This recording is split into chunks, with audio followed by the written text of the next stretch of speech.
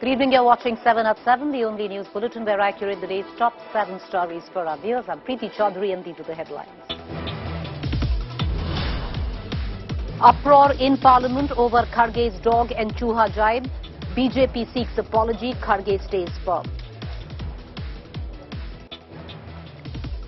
Union Minister Smriti Irani lashes out at Congress Neta's latka jhatka jibe. Smriti hits out, says real character of Gandhi's out in the open, FIR filed against Congress. Cracks emerge in a BJP Karnataka. Ishwarappa and Ramesh Jharkholi skip assembly session, demand minister posts in cabinet. Bommai denies rift in party. Sensational admission on India Today by con man Sukesh Chandrasekhar says he gave 60 crore to Aam Aadmi Party leadership for Tihar privileges. Big development in the murder probe of Amravati pharmacist Umesh Kole.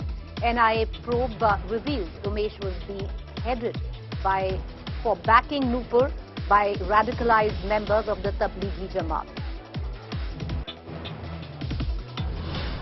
A mega India Today undercover investigation reveals that terror outfit Jaish-e-Mohammed is regrouping and is on a terror fundraising drive after being taken off the Financial Action Task Force grey list.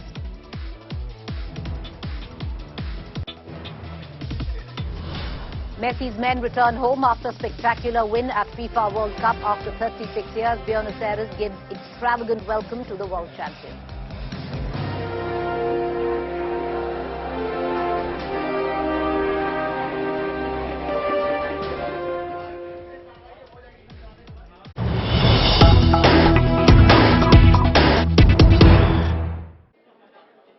All right, viewers, let's cut across with the latest news break that we are getting in. Caught right in the middle of the Sukesh Chandrasekhar case, Jacqueline Fernandez, the actor, has now decided to move court.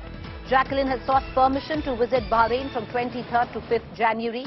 She says she hasn't met her mother for 2 years, and since her mother is unwell, she wants to travel abroad. That's the latest that we are getting in. Jacqueline Fernandez has moved court. She wants to leave the country. She is one of the accused when it comes to the Sukesh Chandrasekhar money laundering case. I want to connect right now to my colleague Shreya Chatterjee, who's joining us on the phone line for more. Shreya, Jacqueline Fernandez has moved court, but the difference here possibly from the other actors involved or in this particular case is that Jacqueline is an accused and not a witness. Yes, and Preeti, this matter will now be heard day after tomorrow is what we believe in. She's actually asked the time period that she will be away from the 23rd of December till a week in the month of January. Now, the court will obviously be hearing the matter and see that whether they give her a permission on the same. This request was moved in by Jacqueline during the hearing in the 200 crore scam case where Sukesh Chandrasekhar and Jacqueline Fernandez both came front to front today in Delhi's Patiala House Court. Preeti. All right, appreciate you joining us, Shreya, with that quick update. We're going to keep coming back to you for more on that story. As Shreya pointed out, the case will come up for hearing the day after, which is Thursday. Trust India Today to get you the latest on that. Meanwhile, let's quickly shift focus to the other big developing story. Smriti Irani has now come out all guns blazing against the Congress leader. Political war over Congress Neta Ajay Rai's comment on Smriti Irani explodes a day after what was clearly a sexist jibe of latka jhatka at Smriti Irani. The BJP stepped up its offensive. Union Minister Ms. Irani has launched a scathing attack on the Congress leader, alleging the remarks made by Ajay Rai reflects the real character of the Gandhis. But both Ajay Rai, the chief of the Congress in Eastern UP, and the Congress itself stuck to their guns, while Ajay Rai said it was colloquial phrase he used. The Congress continued to mock Smriti, who had defeated Rahul Gandhi in Amethi and forced him to look for a safe seat in Kerala's Wayanad. Rai had yesterday said that Rahul Gandhi will win Amethi back since its current MP Smriti does only latka jhatka in the constituency. The derogatory phrase refers to garish moves to attract eyeballs. ऐसा क्यों है कि कांग्रेस के नेताओं को लगता है कि इस प्रकार के निम्न वर्ग के शब्दों का इस्तेमाल कर, गाली देकर क्यों उन्हें लगता है कि गांधी खानदान खुश हो जाएगा? वो कौन सा कल्चर है जिसको गांधी खानदान ने सर्टिफाई किया है कांग्रेस में? प्रश्न ये उठता है, क्योंकि ये सारे बयान, चाहे महामहिम राष्ट्रपति जी के खिलाफ अभद्र टिप्पणी हो, चाहे मेरे खिलाफ अभद्र टिप्पणी हो, मूलतः प्रश्न ये है कि क्या तरक्की गांधी खानदान तभी करने देगा जब आप इस प्रकार की भद्दी गालियां देंगे? अगर है तो ये गांधी खानदान के असली चरित्र का सही उजागर करने वाला एक अंश है। भारत जोड़ो यात्रा एक जगह चल रही है, दूसरी ओर एक और घमासान मच गया अमेठी को लेकर। आपके ही यूपी में नेता है अजय राय जी, उन्होंने कमेंट किया, उन्होंने कुछ कहा, जिसके बाद जो है स्मृति ईरानी ने इम्पैक्ट किया। उन्होंने ये तक कह दिया राहुल जी पर और सोनिया जी पे हमला बोलते हुए कि मिसोजिनिस्टिक रूल्स। सुबह सुबह भगवान का नाम लीजिए, कहाँ स्मृति ईरानी जी का नाम ले रही हैं आप? लीजिए, मैं तो नहीं लूंगा। ये सुबह से शाम तक स्मृति ईरानी जी को कांग्रेस पार्टी, राहुल गांधी, सोनिया गांधी का अगर नाम नहीं लेती तो खाना हजम नहीं होता, नींद नहीं आती। हमें ऐसी कोई बीमारी नहीं है, जिन्हें है वो अपनी बीमारी का इलाज कराएं। पर जिस तरह की वो कमेंट पे बोल रही है उस पर आप चाहते हैं, बीजेपी आप पे हमला बोल रही है अजय राय जी। ये इतनी हल्की बात है, उनको कहिए अपने मंत्रालय में थोड़ा काम कर लें, जो उनका कारोबार चलता है उसमें थोड़ा ध्यान लगा लें। क्या इसमें लगी हुई है ये सुबह से शाम? मेरा आखिरी सवाल है अमेठी को लेकर। अमेठी के बारे में वो कहने आई है लड़िए, यहाँ से कह रहे कि अजय राय जी ने कहा कि लड़ेंगे राहुल जी, तो क्या करेंगे? तो देश स्वतंत्र है ना, जिसको जहाँ से लड़ना है वो लड़ सकता है। कोई रोक सकती है क्या वो किसी को लड़ने के लिए? वो आए राजस्थान में जहाँ से लड़ना चाहती हैं आए, कौन रोक रहा है उन्हें? Well, the Gandhis will not condemn what Ajay Rai has said is because he has said what he has said on their explicit instructions. And this is not the first time that the Congress leadership or their second rung of leaders have targeted Smriti Irani in a sexist and a misogynist manner. It has been happening ever since she took on Rahul Gandhi in Amethi and vanquished him. And she has yesterday thrown an open challenge to Rahul Gandhi that if he dares and if he can, he should come and fight from Amethi and try and win again. So people like Ajay Rai and several other such leaders in the Congress party do this to please the Gandhis. Rahul Gandhi loves when their leaders attack Smriti Irani because he himself is a sexist, a misogynist, but given his position, perhaps he can't take her on directly because he knows he will lose the battle, and so he deploys all these, minions of his to attack her in the worst possible manner. There's clearly a war of words brewing where the Congress and the BJP is concerned over Smriti Irani. But what does Ajay Rai have to say in all of this? Listen in.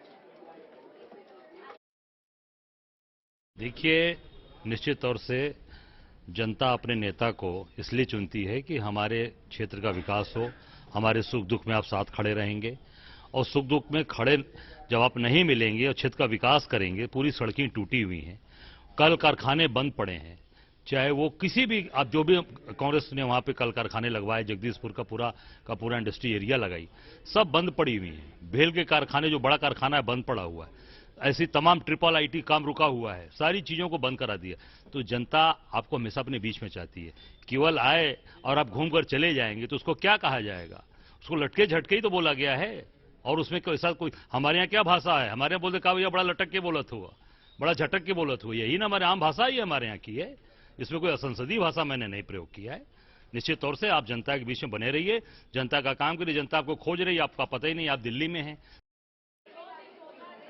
It was less than 6 months before elections in Karnataka, and the BJP unit of Karnataka already facing a huge amount of trouble. Primarily, everybody wants a cabinet berth or wants to be the chief minister. We'll face this time it is Mr. Iswarappa who wants a cabinet berth.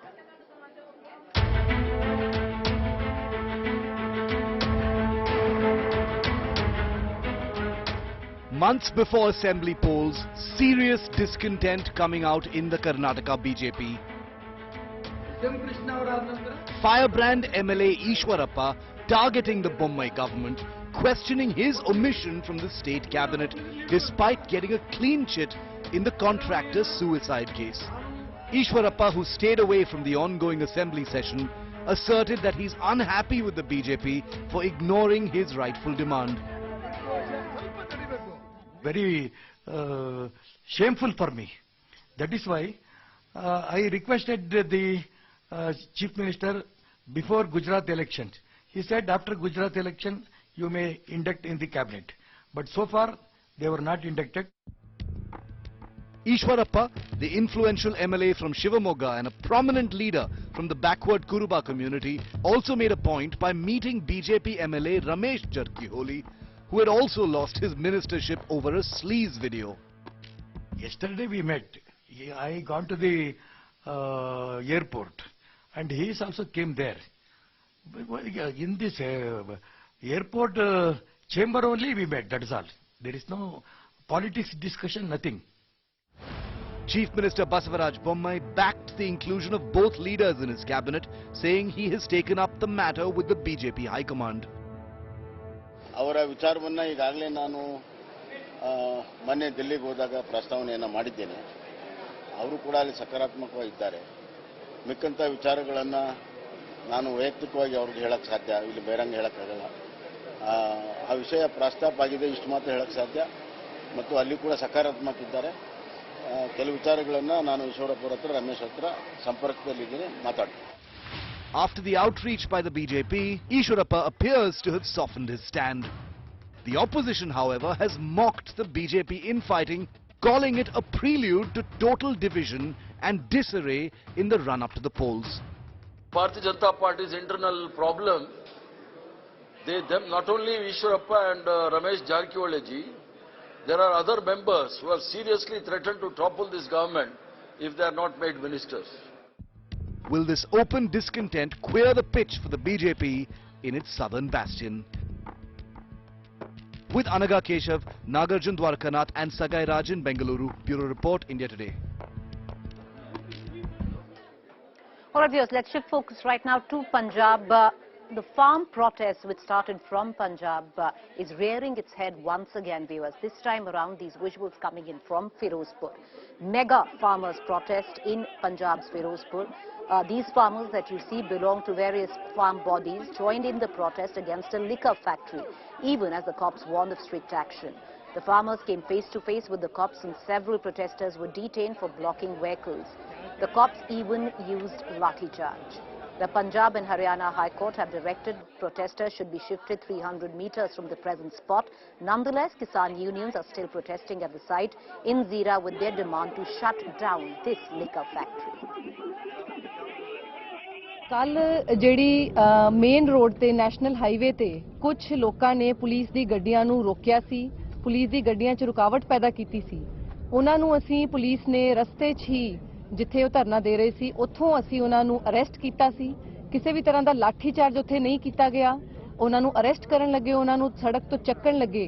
ਥੋੜੀ ਜਿਹੀ scuffle ਜ਼ਰੂਰ ਹੋਈ ਹੈ, but ਕਿਸੇ ਤੇ ਵੀ ਲਾਠੀ charge ਕਿਸੇ ਤਰ੍ਹਾਂ ਦਾ ਨਹੀਂ ਹੋਇਆ।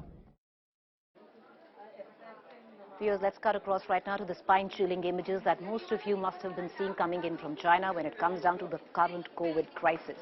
China crippling under the new wave of COVID cases with mortuaries overflowing, hospitals no beds at all. These are the images that are coming out of China.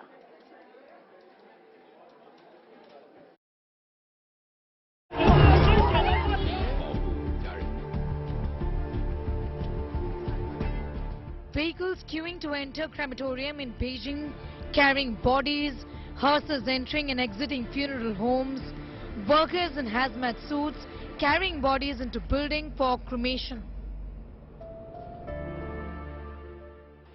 After 3 years of pursuing a flawed zero-COVID policy which saw the Chinese leadership inflict the worst kind of torture on its citizens, imposing extremely strict restrictions and not allowing anyone to breathe, China has now reversed its policy, and these are pictures from China right now. Hospitals are filling up with patients. Crematoriums are overflowing right now. The streets are deserted. Weeks after lifting COVID restrictions, funeral homes in Beijing are flooded, struggling to meet up with calls for crematorium services even as infections surge. Officially, China has suffered just 5,237 COVID-related deaths during the pandemic, including the latest 2 fatalities, a tiny fraction of its 1.4 billion population and very low by global standards.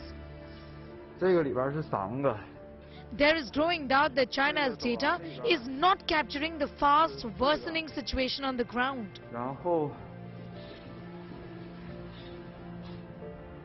The country has stressed on the need to vaccinate better. It says 30% of senior citizens are not vaccinated in the country. Beijing has started to now use the nasal vaccine. 我全部接种了，我之前的第1针、第2针加强针，这是第4针吧，都全部接种了。如果舒服的话，肯定还是这种更舒服、更快捷一些嘛，不用肌肉注射了。对，但是可能感觉肌肉注射看起来好像是更正规，安全性更高一些。但是如果效果一样的话，就这样肯定更好。 However, the country's policy of not allowing its population of having any exposure to the infection and developing natural immunity, also its poor vaccination rates has cost it dear. In the absence of population-wide immunity from natural infection, this puts a large number of individuals at risk. China's dynamic zero COVID strategy was effective in reducing deaths so far. But the flip side of that is the lack of immunity resulting from natural infection in its population. On Saturday, these pictures of bodies being wrapped in blankets surfaced. China has told its population to nurse their mild symptoms at home. Medical workers have been going door to door offering to vaccinate elderly residents in their homes. Questions have also been raised about the efficacy of its homegrown vaccines as the country refuses to bring in vaccines made outside of China. A study published by Nature in May 2022 predicted that in 6 months after China ditches the COVID restrictions, it will see 112 million symptomatic cases, 1.6 million deaths, and demand for intensive medical care 15.6 times greater than the national capacity. A terrible situation for its people who are already at the receiving end of the leadership's failure in handling the crisis it first created. With Bureau Inputs, Sneha Mordani in New Delhi for India Today.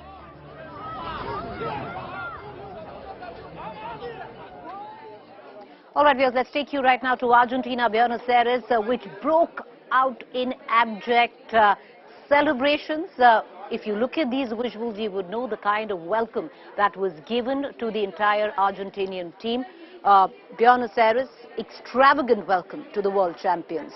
Thousands took to the streets to welcome the team as they stepped foot on home soil at the Ezeiza airport. The Joyce fans sang to the beats of drums. Fireworks also lit up the skies as the bus slowly wound its way through the burgeoning crowds which had come out on the streets of Buenos Aires.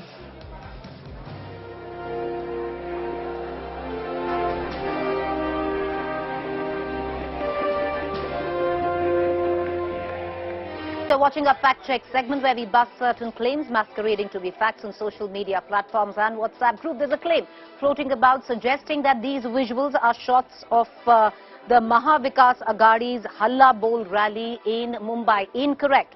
These are 5-year-old visuals of a Maratha Kranti Morcha rally.